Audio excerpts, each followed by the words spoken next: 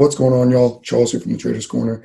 Going to be doing the first part of a TradingView tutorial. So let's get started.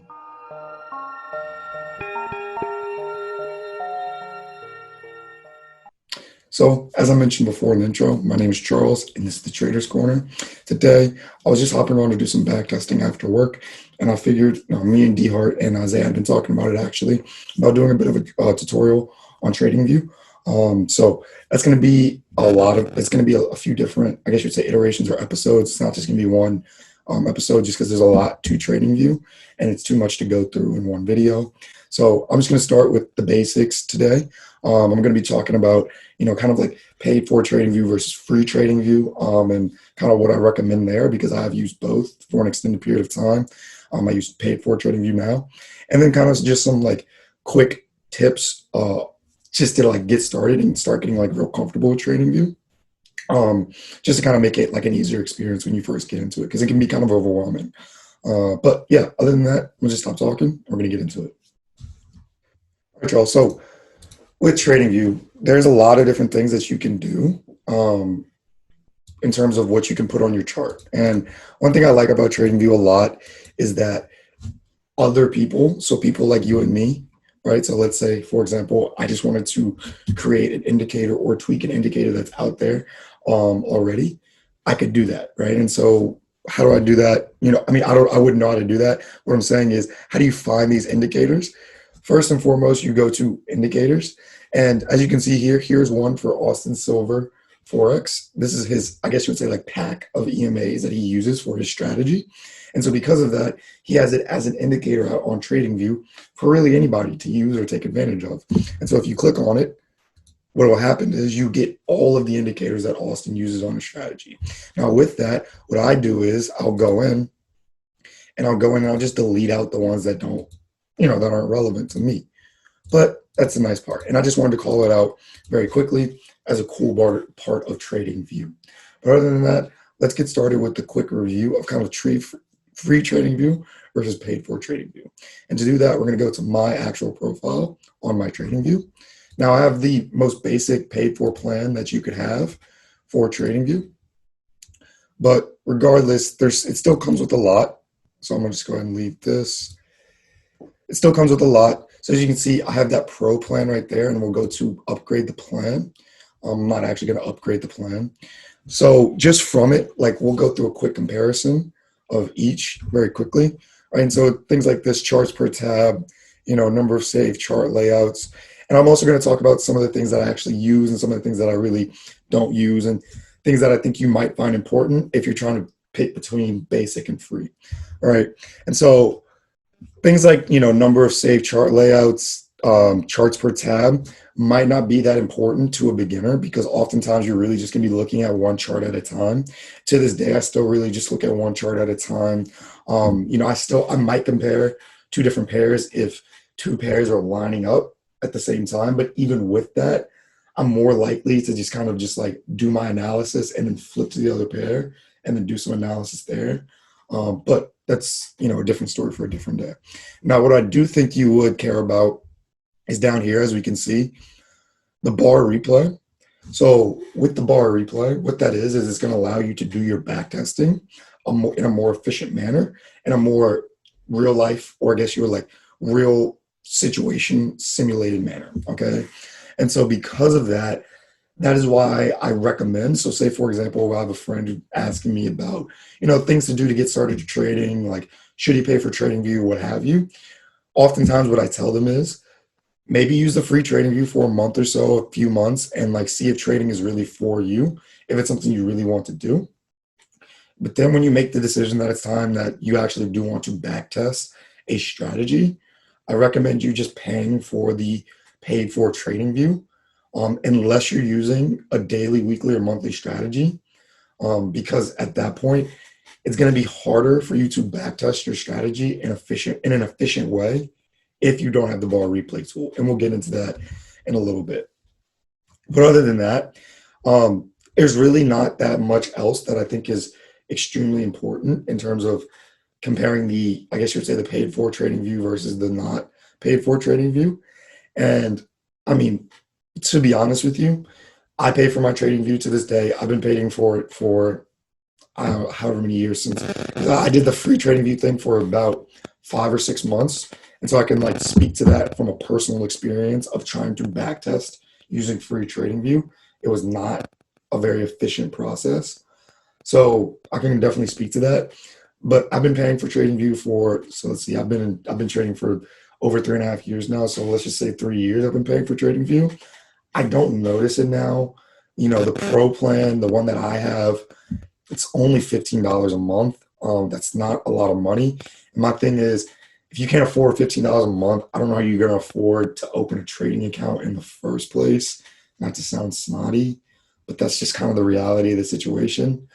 So at a certain point, I think it's just time, or there's just a time and place to pay for that TradingView. Okay.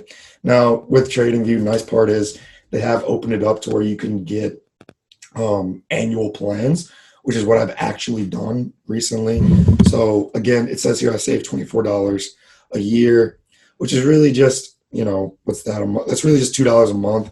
So it's, instead of paying $15, I'm paying $13, but $2, any amount of money goes a long way, especially if I know I'm going to be paying for it all the time. So with that, we'll get back into the chart now, and we'll kind of just very quickly, I'm going to show you how I would have backtested if I don't have the bar replay tool. I don't know why it's zooming in like that. How I would backtest without the bar replay tool, and then show you how efficient it is to backtest with the bar replay tool. So let's go ahead and say that we want to start with, and I'll move this out the way. So we want to start with over here as our time frame. So first and foremost, you have to, if you're not using the bar replay tool when you're trying to backtest, you have to be very, very careful with pressing things, because even the slightest movement of the chart, like pressing, left clicking on the chart at all, you can move the chart around like so, right? So as you can see here, I can move the chart around just by left clicking on the free space, or also within the actual candlesticks itself. So that being said, you can since it's very easy to move the chart, when you're trying to backtest, I guess you would say the free way, you have to be very careful about it, right? But what you would do is you would say, let's say we're going to start at April 1st, 2021. You would just go on and you'd use this arrow down here and you'd go one candle at a time, right? Score right, one candle at a time. And then you would say maybe this is an entry that you want to look at, and you would use this to zoom in, or you could also use this to zoom in down here. Or if your mouse has a wheel on it, like my mouse, you can use the wheel to zoom in and out as well. That's part about TradingView. So then at this point, you would just say, okay, we're going to put this trade on. I don't know. I'm just literally just throwing it on there. And then you would move it along, right? So as you saw there, I moved it along very fast, which is why I say you want to be very careful if this is how you plan to do your testing in the beginning, right? So I would recommend not just moving along like that, but literally just moving along one candle at a time, like so. Now, again, this is going to be very tedious and inefficient, but what I will say is the 6 months I spent doing this, I don't know if I've learned price action better than literally just sitting here and doing this, right? Clicking it one thing at a time. It's to the point nowadays where even if I have the bar replay tool, and I'll show you what I mean later, I'll slow it down to basically this pace of clicking one bar at a time, just to get a feel and to really make sure that I'm really like in the zone when that fake trade or that backtesting trade materializes, right? Now, if I'm trying to, prove a concept or, hypothetically test a concept, I might have my bar replay tool running a little bit faster. Or maybe if I'm just practicing a concept, I might have it run a little bit faster and just say, okay, like there's one. But when I'm doing my official strategy testing, like here's what I'm going to refer to as data when things get tough in my strategy, I make sure to slow it down to basically one bar at a time, even though I'm using the bar replay tool. Now, we're going to look at the bar replay tool and kind of compare how we could, move that along in terms of if we're looking at the bar replay tool, right? So again, we're looking at it, And as you can see here, what happened with the bar replay tool is, and I'll go back because that was a bit fast. I'll admit that. That was a bit fast. So to get out of the bar replay tool, all you have to do is you'll see this little bar, this little like toggle bar. I don't know what you want to call that. I don't know what you call that. I'm gonna be honest with you. Pop up once you use bar replay. But to get out of bar replay, all you have to do is go to this bar right here and click the X. As you can see here, it says exit chart replay mode. And you just want to confirm that that's what you want to do. Because oftentimes you might get to a very particular point and you may not want to actually exit out and you just hit that by mistake, which is something that I've done. I'll say that for sure. But to get to the bar replay, once you pay for that trading view, right? Well, actually, if you just want to use the bar replay on the daily, you can also do that as well on the weekly and the monthly without paying for TradingView. But let's say that we're paying for TradingView, we're using that bar replay here on the 15-minute. And it's the same way on if you're using the bar replay on the free TradingView on just the daily as well. But just in regards to the bar replay, you just go up to here where it says replay right here. You click that and use this red line and you say, okay, I want to go back to April 9th. And then now, as you can see, there's a bunch of white space out to the right of your chart, which is the same way as it would be as if we're looking at the live market, right? So we'll go to the live market now, just looking at USD yen, right? And you might say to yourself, why does that matter? When you get into the live market, that's a really big psychological hurdle for a lot of people. The first time in the live market is actually looking to the right and seeing that white space, or in my case, the like gray space out to the right. And in subsequent videos, I'll show you how to like customize your trading view a bit, but just for the basics of trading view right now. So that's the bar replay. And then again, you can control the speed of that bar replay using this bar here. So we'll just show the different speeds here. So here's one that I use when I'm just practicing something, right? I already have the concept flushed out. I have the rules of that concept flushed out, but I just want to practice spotting that concept, right? So maybe a concept I want to practice spotting is double tops and double bottoms, right? And so at this point, I would say, I'm looking for us to pull up to here to get that double top. And I'll just say, okay, let's see if we get there. And now you see the nice part of the bar replay, right? It goes a little bit faster than just clicking it one by one. Now, you could also say, this is official testing. I want to slow it down and make sure I am, being very methodical with what I'm doing. All you have to do is just use this. Say that every 5 seconds, every, 3 seconds, 2 seconds, half a second, 1 second. In my experience, half a second is very much slow enough. So we'll show it right now. Right? It's quick, but it's slow enough to where you say like, okay, that just happened. You can even slow it down even more. When I do official testing, I always have it at 1 second, one update every 1 second, just to make it like really slow. It's a bit annoying at times, I'm not gonna lie. But again, it's not about how I'm feeling while I'm doing the testing. It's about how that testing is going to make me feel when I enter in the live market. And I would rather just be annoyed while I'm doing the testing and actually trust my system because I know I took the time to do it right, than just kind of rush through it and then like kind of just doubt myself, which is a problem I've definitely had in the past. So please take my word on that. With that, I'm just going to end up this tutorial with just some quick things that you can do to kind of make your trading view more easily accessible. And the main thing that you can do is utilize the favorite or the star icon on TradingView. So we'll start up here with the charts or the chart type. Now, nice part about a paid for TradingView is you get a lot of different chart types with it. As you can see here, I have the bar charts, the candles charts, the hollow candles. It's really just candle charts, but as you can see here, there's like no filling on up candles, but filling on down candles. And that's really just to help you distinguish between up candles and down candles. I don't know. I just personally like the way it looks, but that's kind of like the non-hollow candles. As you can see, there's no real big difference. You also have the line chart, the area chart, and what's called a baseline chart, which honestly I've never used, but it looks interesting. I might have to poke around with that. And you also have a Rinko. I don't have Rinko. You might have to pay up for it. Oh, it's not available in replay. That's what it is. Oh, okay. Well, I don't have Rinko because I have to upgrade, so that makes sense. But Rinko is kind of a different way of looking at the charts. I actually had a friend or old roommate who traded as well, and he used Rinko a lot. He was a big proponent of it just because it kind of like takes out a lot of the noise of trading, which I appreciate. But it's whatever you're comfortable with, And as you can see, you get a lot of different options in terms of charts.